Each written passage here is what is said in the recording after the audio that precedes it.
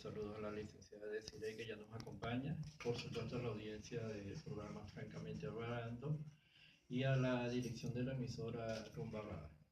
Bueno, profesor, vamos a iniciar por el milagro económico de Europa.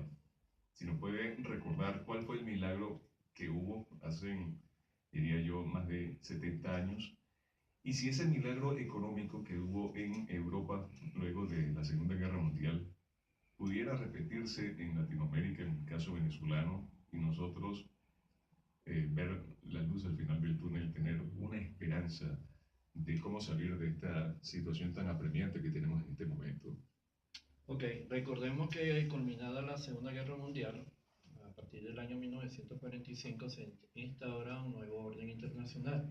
Dentro de las instituciones que se crea está la Organización de Naciones Unidas, ok, pero derivado de la culminación de la Segunda Guerra Mundial hay un hecho político por todos conocido, ok.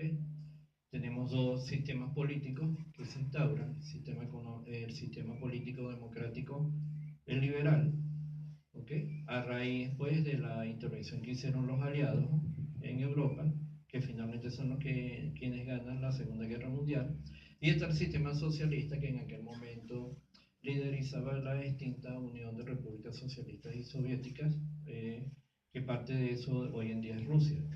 Ok, pero hay un hecho con Alemania, que fue la nación de Europa que liderizó la Segunda Guerra Mundial.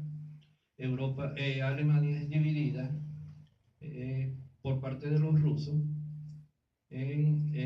valga la redundancia, pues en dos partes, ¿no? Tenemos lo que conocimos como la Alemania de la República Federal, ¿sí? Identificada con el sistema democrático liberal, y la República Democrática de Alemania, identificada con el sistema socialista soviético. ¿En dónde se da el milagro alemán? En la República Federal.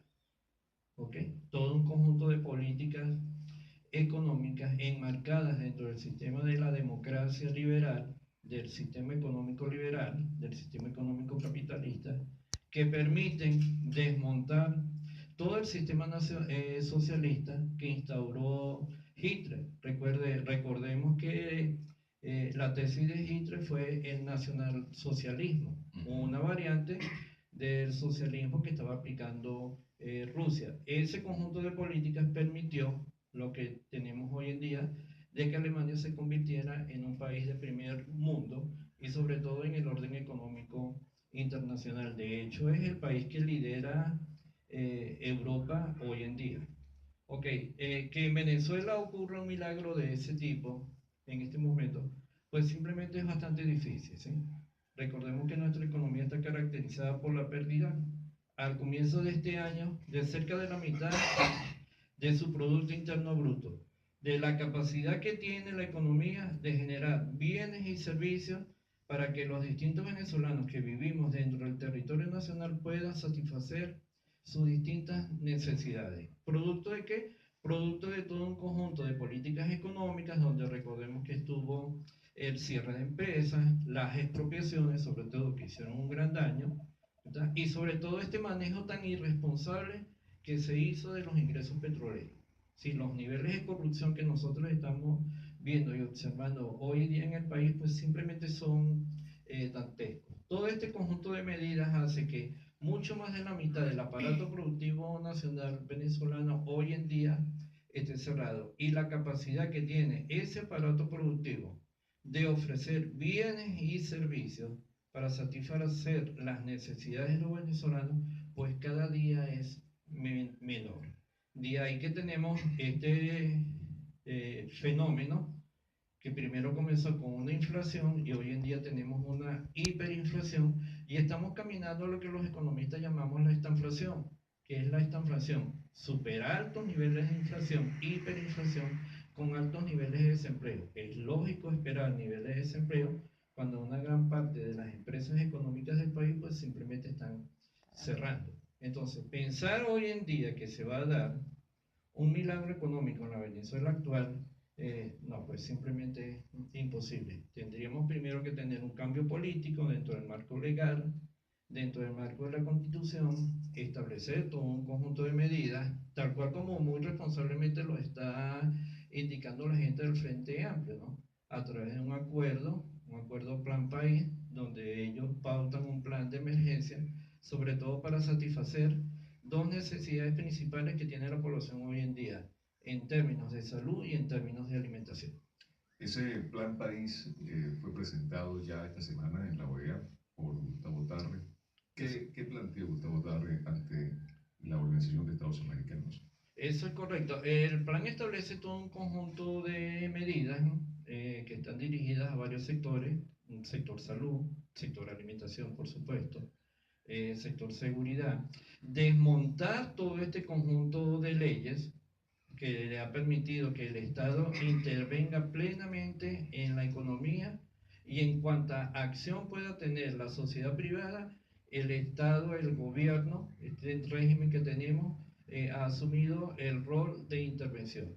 Ese es un punto extremadamente muy importante dentro del PAN, porque desmontar ese conjunto de leyes para poder establecer lo que entendemos como el emprendimiento, como una economía que esté fundamentada en los actores privados, pues simplemente es fundamental. Recordemos que otro de los productos negativos que tiene la actual gestión es que simplemente acabó con PDVSA, acabó con la gallinita de oro, de huevos de oro.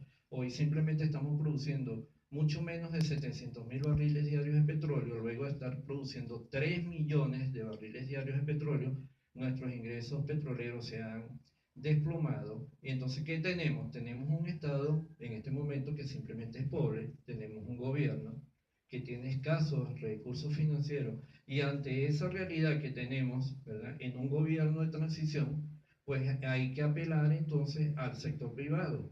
No podemos seguir apostando a una política de un gobierno interventor. Entonces, una de las cosas que explicó el embajador nuestro en la OEA, Gustavo Tarre Briceño, es que definitivamente el plan país, ¿verdad?, dentro de sus puntos sustanciales y estructurales, está el establecer definitivamente una economía liberal, una sociedad liberal, donde los actores privados, donde los ciudadanos tengamos todo un conjunto, un marco regulatorio que nos dé certeza, que nos dé seguridad de uno, cómo actuar nosotros en un determinado emprendimiento, pero como ciudadanos saber muy bien realmente cuáles son nuestros deberes y cuáles son nuestros derechos. Bueno, eso es precisamente lo que ha atacado siempre el Estado actual, que se quiere llevar al país hacia ese Estado liberal, a ese Estado neoliberal, hablan ellos de un neoliberalismo, de la privatización de todos los servicios, de la privatización de la vida en Venezuela, de las empresas principales como PDVSA, como CanTV.